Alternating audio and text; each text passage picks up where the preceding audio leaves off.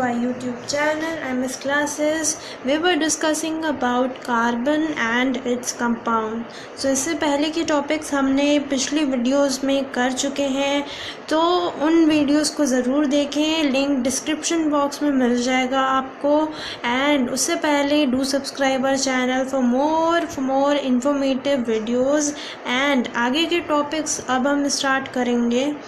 तो यहाँ पर हमने देखे थे पिछले वीडियोस में कि कार्बन मॉलिक्यूल्स का जो जिसकी बॉन्डिंग होती है उसके स्ट्रक्चर्स किस तरह के होते हैं. सिंगल बॉन्ड वाले को हम एल्कीन कहते हैं, डबल बॉन्ड वाले को एल्कीन कहते हैं और ट्रिपल बॉन्ड वाले को एल्काइंस कहते हैं. अब फर्दर अगर इनमें दूसरे कंपाउंड्स जोड़ दें और कुछ फंक्शनल ग्रुप हम जोड़ दें, और ये चीज़ें, ये फंक्शनल ग्रुप कौन से होते हैं, ठीक है, तो इन सब के बारे में हम पढ़ेंगे. ठीक है, तो other elements such as halogen, oxygen, nitrogen and sulphur. In a hydrocarbon change, one or more hydrogen can be replaced by the elements. Elements हमने देखे जैसे halogen, oxygen, nitrogen and sulphur. अब जो हाइड्रोकार्बन की चेन होती है उसके अंदर से हम एक या एक से ज़्यादा हाइड्रोजन को रिप्लेस करके उसकी जगह ये एलिमेंट्स का हम यूज़ कर सकते हैं, और किस तरह कि कार्बन की जो वैलेंसी है वो सेटिस्फाई हो जाए. ठीक है, तो in such compounds the element replacing hydrogen is referred to as hetero atom. ठीक है, तो जो एटम्स रिप्लेस कर रहे हैं किसको, हाइड्रोजन को, है ना, उनको क्या कहेंगे हम, hetero atoms. These hetero atoms are also present in some groups as given in the table. ठीक है, तो क्लोरीन और ब्रोमीन की बात करें तो क्लास ऑफ कंपाउंड्स क्या हो गई इनकी, क्लोरो और ब्रोमो एल्केन. और फंक्शनल ग्रुप क्या हो जाएगा इनका, substitutes of hydrogen atom. Functional group क्या हो जाएगा, Cl जो कि है क्लोरीन के लिए, Br जो कि है ब्रोमीन के लिए. ऐसे ही ऑक्सीजन की बात करें तो अब यहाँ पर क्लास ऑफ कंपाउंड्स हमारे पास में 4 टाइप्स आ जाती हैं. एल्कोहल जो कि OH से रिप्रेजेंट करते हैं, एल्डिहाइड जिसको हम COH से रिप्रेजेंट करते हैं, ketone C double bond O से, carboxylic acid C double bond O और OH से प्रेजेंट करते हैं. ठीक है, तो ये जो हेटेरो एटम्स होते हैं ना, और जो ग्रुप इनको कंटेन कर रहा है कौन कुछ इसके अंदर ना स्पेसिफिक प्रॉपर्टीज़ होती हैं कंपाउंड्स में. ठीक है, जैसे लेंथ हो गया इनका, लेंथ ऑफ बॉन्डिंग हो गई, नेचर हो गया कार्बन चेंज का, और इनका क्या है, इनको क्या कहते हैं हम, फंक्शनल ग्रुप्स भी कहते हैं. ठीक है, कुछ इम्पॉर्टेंट फंक्शनल ग्रुप हैं जो कि यहाँ पे दिए गए हमने अभी देखे हैं. नाउ अब हम आते हैं होमोलोगस सीरीज़ पे. होमोलोगस सीरीज़ क्या होती है, तो अभी तक हमने पढ़ा कि हाइड्रोजन के अलावा भी कुछ फंक्शनल ग्रुप्स होते हैं जिनको हम कार्बन की वैलेंसी अगर सेटिस्फाई हो जाती है तो उनको भी हम यूज़ कर सकते हैं. तो यहाँ पे हम अल्कोहल का एग्जांपल लेते हैं. ठीक है, तो यहाँ पर केमिकल प्रॉपर्टीज़ हैं, जैसे कि फॉर एग्जांपल हम ले रहे हैं CH3OH, C2H5OH, C3H7OH. यहाँ पर क्या हो रहा है कि जो कार्बन है उसके नंबर को क्या कर रहे हैं हम, इंक्रीज़ कर रहे हैं, और वहीं OH same functional group that is alcohol उसका यूज़ कर रहे हैं और एक सीरीज़ बना रहे हैं सेम कंपाउंड की. ठीक है, तो ये जो सेम कंपाउंड की जो सीरीज़ है फंक्शनल ग्रुप की, जो सब्सटीट्यूट किसको कर रहा है, हाइड्रोजन को कार्बन की चेन में, इस सीरीज़ को हम क्या बोलते हैं, होमोलोगस सीरीज़, क्योंकि यहाँ पर same type of functional group substitute कर रहा है किसको, हाइड्रोजन को.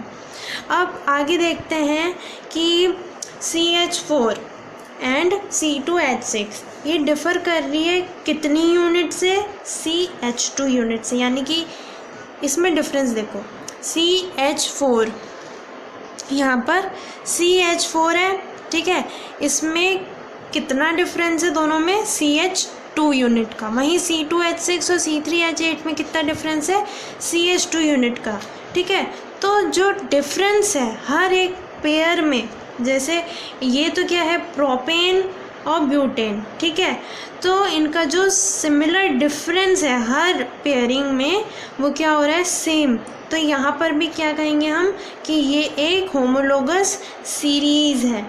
ठीक है, अब ये जो डिफरेंस की हम बात कर रहे थे, यहाँ पर एक फॉर्मूला जनरेट कर लेता है एल्कीन्स के लिए। ठीक है, तो CnH2n, यहाँ पे जो n है ये रिप्रेजेंट करता है नंबर ऑफ कार्बन एटम्स को, 2, 3, 4 एंड सो ऑन। ठीक है, और वहीं H2n जो नंबर हम यहाँ पे n पे लेंगे ना, वहीं यहाँ पर भी आएगा और इनटू क्या हो जाएगा, 2 से। तो हमारे पास में क्या जनरेट हो जाएगी, सीरीज़ किसकी, एल्कीन्स की। ठीक है, अब आगे पढ़ चलते हैं। जो मॉलिक्यूलर मास होता है वो इंक्रीज़ होता है जितनी भी होमोलोगस सीरीज़ होती हैं उनमें। ठीक है, और जो इनकी फ़िज़िकल प्रॉपर्टीज़ में है उनका ग्रेडेशन मतलब वेरिएशन भी देखा जा सकता है। क्यों, क्योंकि इनका जो मेल्टिंग और बॉइलिंग पॉइंट इंक्रीज़ होता है और इस वजह से क्या इंक्रीज़ होता है, molecular mass. Other physical properties such as solubility in a particular solvent also show a similar gradation. ठीक है, but the chemical properties which are determined solely by the functional group remain similar in a homologous series. कि ये कहना चाह रहा है कि जो फिज़िकल प्रॉपर्टीज़ होती हैं सॉल्युबिलिटी की एक पर्टिकुलर सॉल्वेंट की, वो क्या होती है, सिमिलर ग्रेडेशन की होती है। क्यों होती है, क्योंकि यहाँ पर जो फंक्शनल ग्रुप हम यूज़ कर रहे हैं वो क्या होगा, सेम होगा। अब आते हैं नॉमेनक्लेचर ऑफ कार्बन कंपाउंड्स पे। तो the names of compounds in a homologous series are based on the name of basic of carbon chain modified by prefix face before और सफिक्स फेस आफ्टर।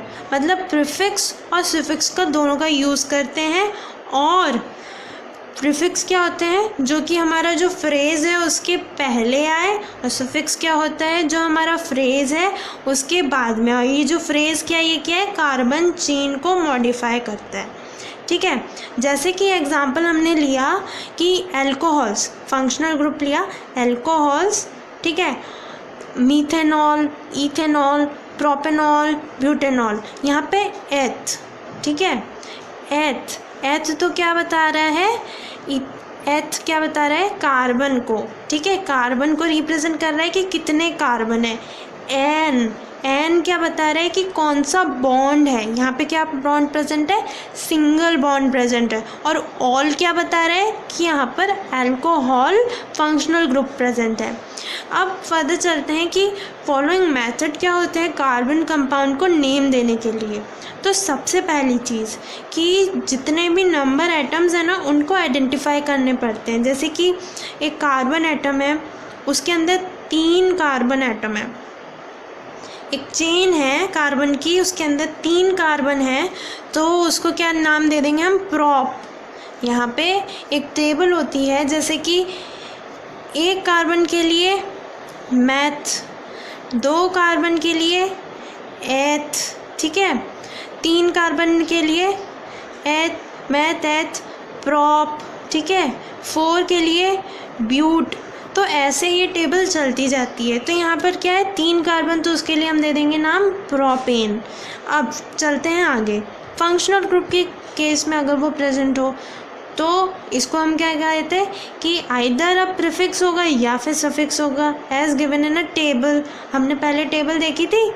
अब third state, if the name of functional group is to be begin as a suffix and the suffix of the functional group begins with the vowel a, e, i, o, u, then the name carbon chain is modified by deleting the final e and adding the appropriate suffix. For example, a 3 carbon chain with a ketone group would be named before। ठीक है, अगर यहाँ पर आगे की तरफ suffix में अगर फंक्शनल ग्रुप में वॉवल आ रहे हैं ए ई आई ओ यू, ठीक है, और इसके फाइनल में अगर ई हो सफिक्स के तो उसको हम हटा देते हैं, जैसे प्रोपेन, ठीक है, प्रोपेन, यहाँ पे क्या आ रहा है ई। वहीं फंक्शनल ग्रुप में ओन, ठीक है, तो यहाँ पर इसको हम ई हटा देंगे और ओन लगा देंगे, तो क्या बन जाएगा ये प्रोपेनोन।